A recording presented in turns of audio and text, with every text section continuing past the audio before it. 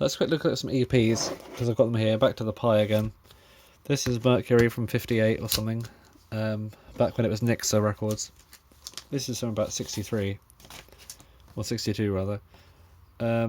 This is a one-off, I think, but a Golden Guinea Pi EP.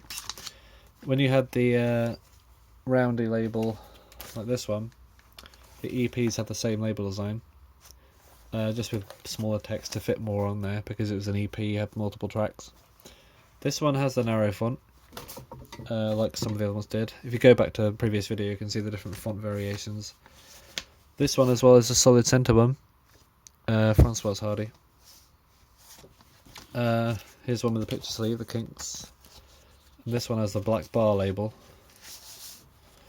but it's an early one, and it's got the narrow font, so therefore, being from 65, the label has black all the way to the top, with no extra bit of pink at the top. This is for a later one, 67 I think this is from, or 66. So it has the narrow font, although this is like that grotesque font again, probably because it's a long bit of information. To fit the information on, they made the font narrower, so they used that grotesque font instead, which I kind of like. I like that font. It looks kind of good. But with the black bar label. When you had the this design, you had the EP, which was the same as the normal label, just had EP up there, extended play. So basically, the Pi EP labels matched with the singles label. So around 1973, they changed the labels again from this to what you have seeing over there. So this is probably a very late, being from 73. They were just about to change the label to the next one. So let's look at that. With the Pi, you have this label.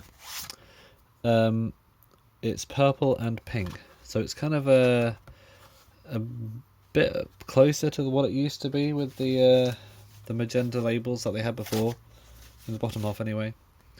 But for some reason they decided to put silver printing on it, which means that in the wrong lighting, like this lighting, you can't really read what it says. But I kind of like it for that. And these are the early sort of gradient label Pis. This is a reissue, so it says 1964 on it because it's a reissue of the Honeycombs. But here's another one. This is from 73, I think, yeah. So that's 45227 and 45310, so it's not that far away. Oh, this is even closer, 45289. So about 452 something something, they changed the label. Millikan and Nesbitt, this one. So in the right lighting you can read it fine, but sometimes if it's not in the right lighting, like the light's not reflecting off the silver, then it's hard to read because it's silver on something that doesn't really have, it's like grey on top of a value that may as well be grey. These are solid records. It has the same narrow font as some of the Pi. If I can get one. To find one now because I put them away. Pi ones. There we go. Here's one. This is actually quite an earlier one, but same font, the narrow font with the Times New Roman type serif stuff at the bottom, just like this one has, but it's just similar format. Catalogue number almost in the same place, and the artist name. It's just they changed the background to have this, and they started printing in silver. Although now you lose the black bar, the rights information is around the edge again, much like a more conventional label. Here's one with the push out middle, and they've changed the font slightly from the small text to here with the serif underneath. You now start to have, this is the sleeve by the way, that should be with these, the matching sleeve. I've got so many of these sleeves and not enough Pis to put them on. They changed the font, so now it's a slightly wider font, as you can probably tell. Not able to tell the difference. And this wider font also has sans serif text underneath it as well. So change the font slightly, and then after that they changed the printing colour finally to black, so now you can read what it says under lighting instead of having to angle it to be able to read it. then we get into 76. So I think these probably around 74. 75 will probably have this one as well. Because they changed the printing to black quite soon on. But otherwise it's the same. This one as well. Although, yeah, I forgot to mention that actually. This one here has the artist name on the left, like Pi has had for, well, since 1965. And Reprise has since for like forever. Like here, with the artist on the left, now they've moved the artist down to the bottom. So they're getting pretty conventional now. Pi was pretty wacky before this, but no. Slowly just changing into every other label. Just like Decca. With the art thing at the top, the text something, you know, blah blah blah. Conventional layout. There's another copy of the same one. This just has a solid center. This one doesn't. Probably same printing press though. And then after that one, this is from 77, I think, or something. They changed the font again, so now you got bigger capitals, slightly more distinctive. Pressing is different with this little ring in the middle. Might be a contract pressing actually, might be from another company. But yeah, they've got that big font. This is actually a disco cover of Downtown, pretty good. Now you got another one with they've got the font in bold now. So this is 79. It's quite later on. So 79, they're about to change it again. So this rainbow kind of label is probably one of the longer lived ones. It's been since 73 to 79. That's 6 years. It's probably on par with, I don't know. I think that's probably the longest any Pi label has lasted. Because the pink. Or maybe actually the blue with the black bar, that's from 67 to 73. About the same as that then. But that's pretty good going.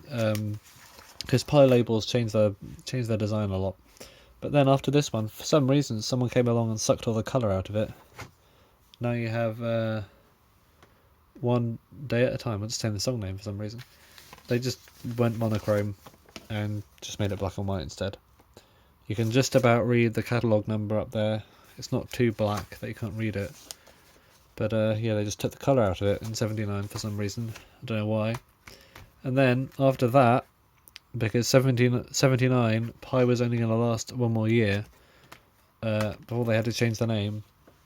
Because the copyright on the trademark expired or something. And for some reason, instead of buying the name back, they changed I think it was ATV in charge of it. They changed the name to Precision Records instead. So Pi became PRT, which is the same. It's the same company, but it's renamed to PRT, Precision Records and Tapes.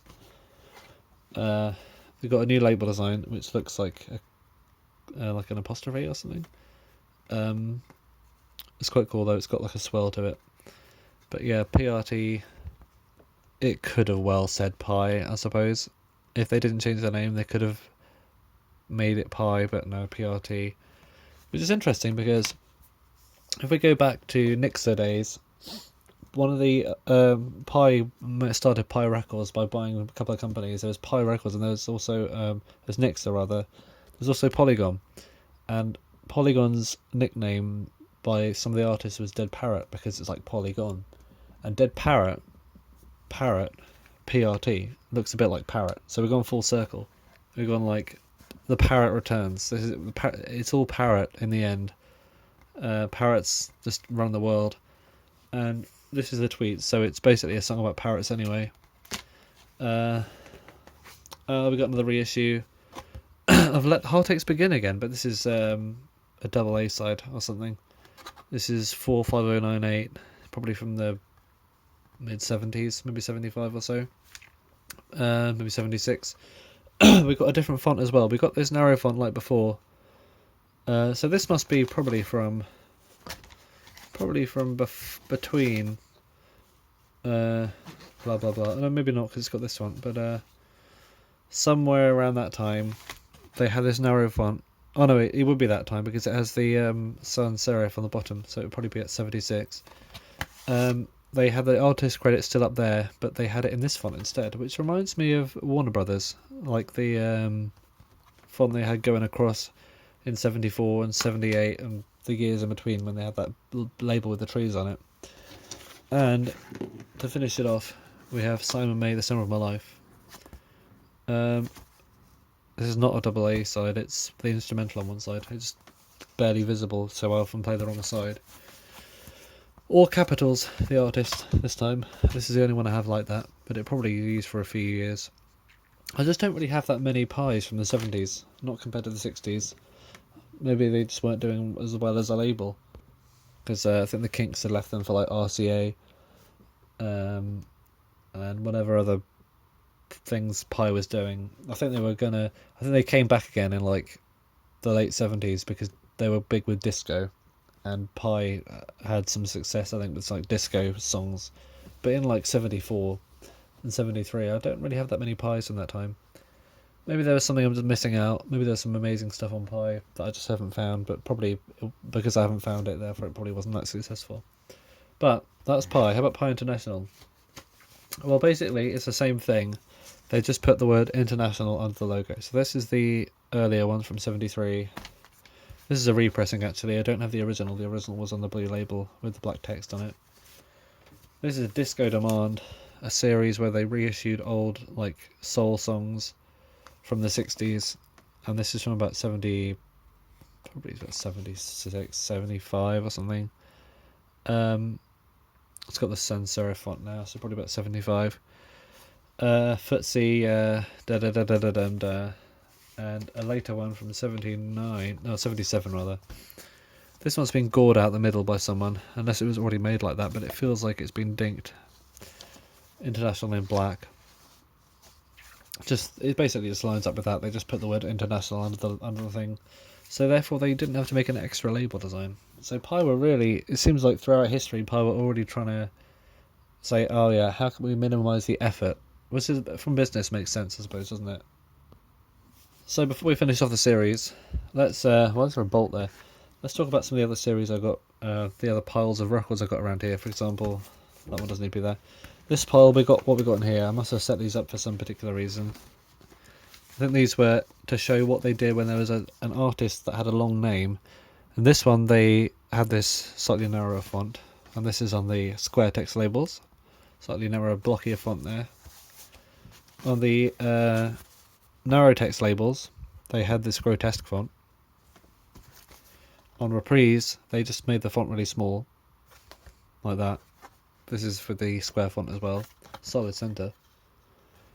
On the narrow again, we've got the grotesque font there. This is from 65, it's an earlier one. So this was from about 67, I think, when they got the, or 66 rather. They used this font here, the small blocky one with the square label, but in earlier one with the square label, they've managed to fit 9 letters barely onto this thing, so it's a bit wide for the label. On this one it's cut off, so it just looks like The Searcher. So it's like, who is the searcher? The one searching for the missing S at the end of the name, probably. Also, if you cover that up, it looks like The Archers. I don't know if that's useful or not. Now you know. Put that back in. Another example, much like the Reprise one we just saw.